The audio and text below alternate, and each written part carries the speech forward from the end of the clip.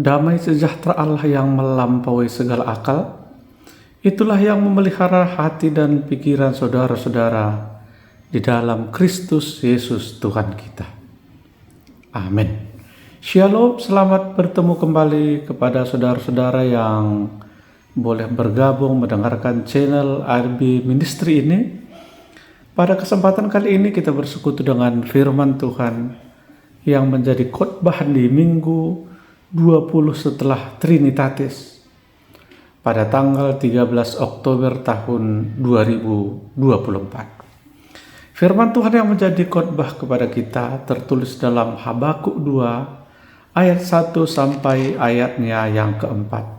Demikian pembacaan firman Tuhan. Aku mau berdiri di tempat pengintaianku dan berdiri tegak di menara. Aku mau meninjau dan menantikan apa yang akan difirmankannya kepadaku dan apa yang akan dijawabnya atas pengaduanku. Lalu Tuhan menjawab aku demikian, tuliskanlah penglihatan itu dan ukirlah itu pada loh-loh supaya orang sambil lalu dapat membacanya. Sebab penglihatan itu masih menanti saatnya, tetapi ia bersegera menuju kesudahannya dengan tidak menipu. Apabila berlambat-lambat, nantikanlah itu, sebab itu sungguh-sungguh akan datang dan tidak akan bertangguh. Sesungguhnya orang yang membusungkan dada tidak lurus hatinya, tetapi orang yang benar itu akan hidup oleh percayanya. Demikian pembacaan firman Tuhan. Saudara-saudara, yang menjadi tema kepada kita minggu ini adalah orang benar akan hidup oleh percaya. Yang menjadi pertanyaan kita selanjutnya adalah, apakah orang benar itu sesungguhnya tidak punya kekhawatiran di dalam kehidupannya? Atau lebih khususnya mungkin akan ditanya kepada kita, apakah dalam menjalani kehidupan ini, saudara-saudara, kita tidak pernah khawatir dalam kehidupan kita? Jawabnya, semua orang pasti pernah mengalami kekhawatiran dalam kehidupannya. Dan saya pikir rasa khawatir itu adalah hal yang manusiawi terjadi dalam kehidupan manusia. Saudara-saudara, sesungguhnya rasa khawatir itu adalah manusiawi. Akan tetapi rasa khawatir itu seharusnya membuat kita semakin berjaga-jaga di dalam kehidupan kita. Kalau misalnya anak-anak sekolah atau mahasiswa yang khawatir akan nilainya tidak baik, maka dia harus berusaha belajar dengan sungguh-sungguh sehingga dia bisa mengetahui apa yang diujikan oleh gurunya, oleh dosennya, dan nilainya menjadi baik. Jadi rasa khawatir itu berubah menjadi mempersiapkan diri dengan sungguh-sungguh, sehingga rasa khawatir itu bisa berubah jadi rasa optimis di tengah-tengah kehidupan kita. Untuk itu saudara-saudara, pada kesempatan kali ini, kalau firman Tuhan yang telah kita bacakan tadi sesungguhnya adalah sebuah pembacaan firman Tuhan yang berbicara tentang kisah bangsa Israel pada zaman Nabi Habakuk. Di tengah-tengah sebuah situasi yang dihadapi oleh umat pilihan Tuhan, yang situasinya ditandai dengan rasa ketidakadilan, perilaku ketidakadilan, perilaku kejahatan, kelaliman, penganiayaan, bahkan kekerasan, bahkan perbantah-bantahan terjadi sehingga menimbulkan pertikaian di tengah-tengah umat Tuhan. Itu bisa kita baca di pasal 1 ayat 2 sampai ayatnya yang ketiga. Saudara-saudara, dalam menghadapi situasi yang begitu mencekamnya, yaitu terjadi ketidakadilan, terjadi penganiayaan, tentu siapapun apabila diperhadapkan dengan hal yang demikian pasti mengalami kekhawatiran. Itulah khotbah kita hari ini. Bahkan dalam situasi penindasan yang dialami oleh bangsa Israel, Habakuk mempertanyakan, di manakah Tuhan? Seolah-olah dia mau mengatakan, kenapa engkau Tuhan membiarkan bangsamu mengalami hal yang seperti ini? Saudara-saudara, bahkan di ayat 2 Habakuk mempertanyakan seolah-olah Tuhan tidak cukup tanggap untuk menghentikan kekejaman yang terjadi kepada bangsanya, untuk melawan ketidakadilan yang terjadi. Bahkan Habakuk mempertanyakan tentang Tuhan yang membiarkan pasukan Babel menindas umat yang dikasihinya. Saudara-saudara, sesungguhnya kisah Habakuk memberikan kita sebuah pengajaran baik tentang kehidupan beriman kepada Tuhan. Penuturan Habakuk kepada Tuhan adalah sebuah ungkapan yang berasal dari iman, doa orang yang beriman. Jadi kalau dikatakan doa orang beriman itu tidak saja hanya berisi pengaduan, tetapi juga berisi pujian, bahkan mempertanyakan, melainkan hal yang sungguh-sungguh percaya dengan iman kepada Tuhan tentang apa yang terjadi. Sesungguhnya semuanya itu tidak terlepas dari penglihatan Tuhan. Sesungguhnya Dia tidak sedang membiarkan umatnya ditindas, tapi Dia mau dalam keadaan yang demikian setiap umat Tuhan benar-benar percaya kepada Tuhan dengan sungguh-sungguh. Saudara-saudara, Habakuk senantiasa mengungkapkan imannya kepada Tuhan. Kendati ia dan umat yang sedang mengalami masa-masa yang sangat sulit itu, justru sesungguhnya iman setiap kita diuji melalui saat-saat yang sulit, karena Tuhan menyambut setiap orang yang hidup oleh iman. Jadi untuk mengetahui iman seseorang, saudara-saudara, sesungguhnya bagaimana dia bisa menghadapi masa-masa sulit dalam kehidupannya. Jadi ketika engkau menghadapi masa sulit-sulit dalam hidupmu pada saat ini, maka kita harus beriman seperti Habakuk. Sesungguhnya kehidupan kita akan hidup oleh iman percaya kita kepada Tuhan. Saudara-saudara, iman tidak berarti percaya tanpa kekhawatiran. Tetapi iman itu lahir daripada pergumulan-pergumulan kehidupan kita. Ketika kita mengalami banyak kekhawatiran, iman yang sesungguhnya berasal dari proses kehidupan yang nyata, dari kekhawatiran-kekhawatiran kita, dari ketakutan-ketakutan kita, dari hal-hal yang mungkin membuat kita ragu.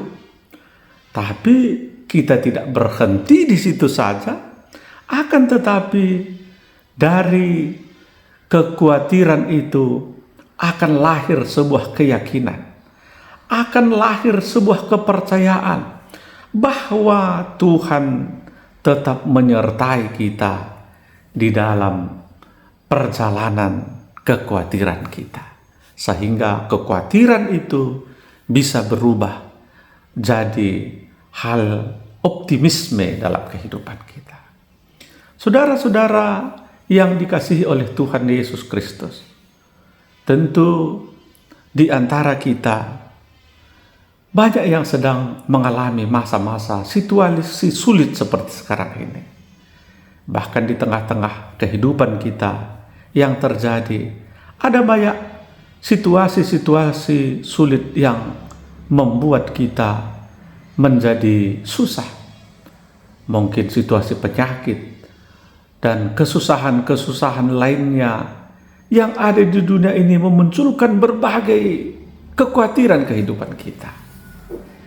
Kita jadi khawatir tentang kesehatan kita. Kita khawatir dengan ekonomi yang sedang gonjang-ganjing saat sekarang ini. Kita juga khawatir tentang pendidikan anak-anak kita. Kita khawatir di tengah-tengah persaingan yang begitu ketat. Bahkan hari-hari ini, dikala kita akan menghadapi pemilu kada yang segera akan berlangsung bulan November yang akan datang, kita juga khawatir karena banyak orang karena kepentingan pribadinya bisa menyeret-nyeret banyak orang. Bahkan gereja juga turut diseret-seret untuk kepentingan politik. Saudara-saudara, melalui khotbah ini kami pesankan, jangan ada yang mau menyeret-nyeret gereja untuk berpolitik. Kalau orang-orang gereja tentu ya punya pilihan, punya orang-orang yang dikagumi, dan pasti kita berbeda dalam hal itu. Jadi manakala gereja dilibatkan secara organisasi dalam hal politik, tentu itu akan membawa kekhawatiran kepada kita. Mari kita jauhkan diri kita dari hal-hal itu, Bapak Ibu Saudara-saudara, sehingga gereja benar-benar netral. Gereja bisa benar-benar menjadi ruang untuk menghargai semua orang, menghargai perbedaan dan lain sebagainya. Jadi jangan karena perilaku-perilaku kita, bahkan perilaku-perilaku segelintir orang, membuat kita menjadi semakin khawatir dalam kehidupan kita. Saudara-saudara, jadi walaupun sesungguhnya di hidup kita ini banyak kekhawatiran, akan tetapi hal yang harus kita percayai adalah Tuhan akan senantiasa menyertai dan menolong kita, sehingga kita tidak perlu khawatir secara berlebihan. Mawas diri perlu, berjaga-jaga perlu, mempersiapkan segala kemungkinan itu perlu. Tapi jangan sampai orang percaya kehilangan sukacita kehidupannya karena kekhawatiran yang ada padanya. Keyakinan kita kepada Tuhan yang maha baik itu hendaknya mengubahkan kehidupan kita menjadi tidak khawatir. Kekhawatiran hendaknya membuat kita kepada Tuhan semakin percaya kita.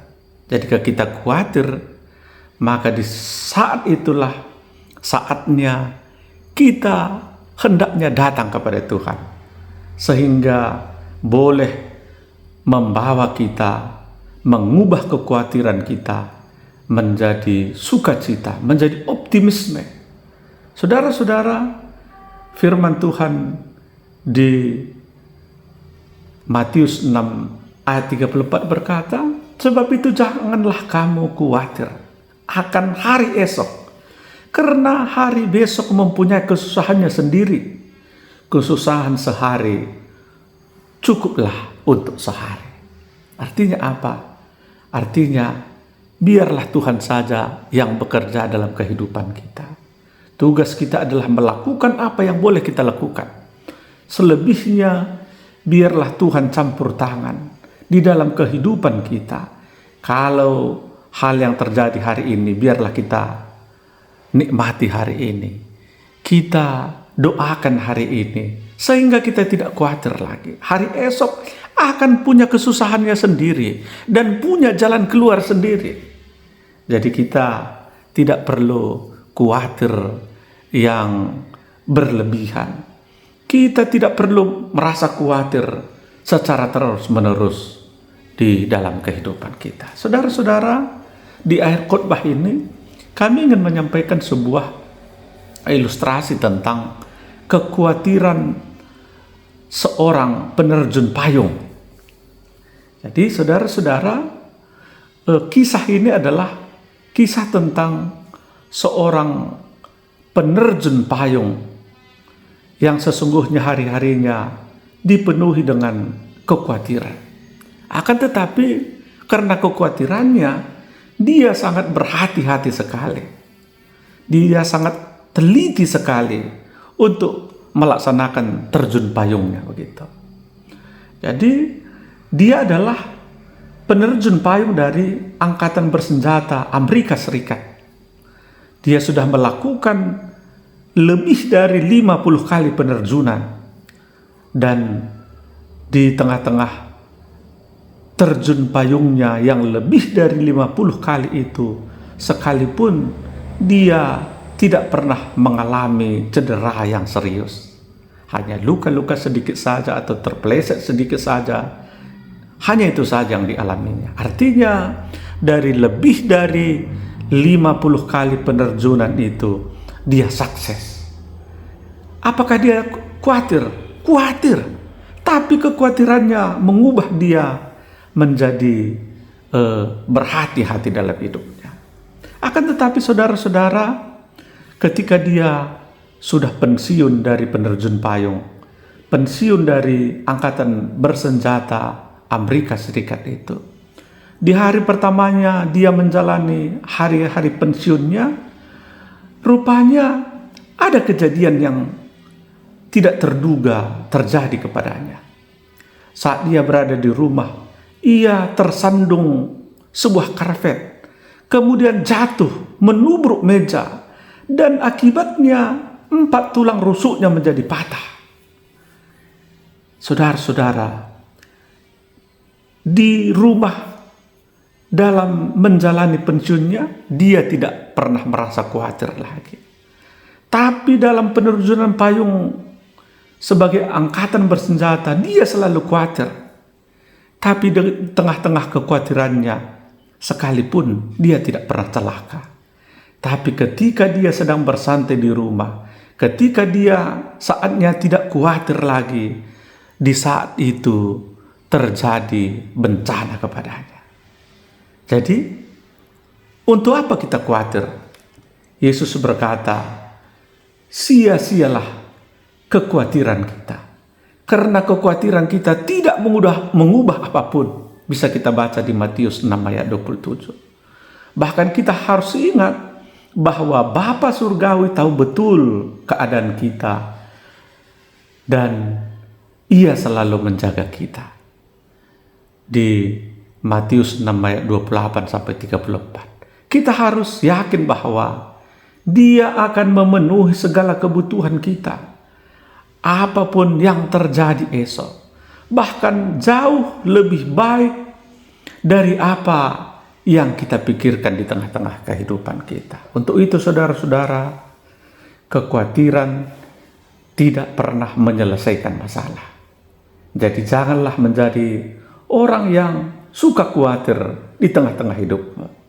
Kekhawatiran tidak memperbaiki masa depan. Kekhawatiran hanya merusak masa kini. Kita hidup bukan karena kekhawatiran kita. Tapi seperti tema kita hari ini, kita hidup dari iman percaya kita kepada Tuhan Yesus. Tuhan memberkati kita semua. Amin. Terima kasih Tuhan buat firman Tuhan yang telah kami dengar hari ini. Biarlah firman-Mu mengubah kami dari kekhawatiran menjadi semakin beriman kepadamu saja. Terpujilah Engkau Bapa dalam surga, dalam nama Tuhan Yesus Kristus, Juru Selamat kami yang hidup.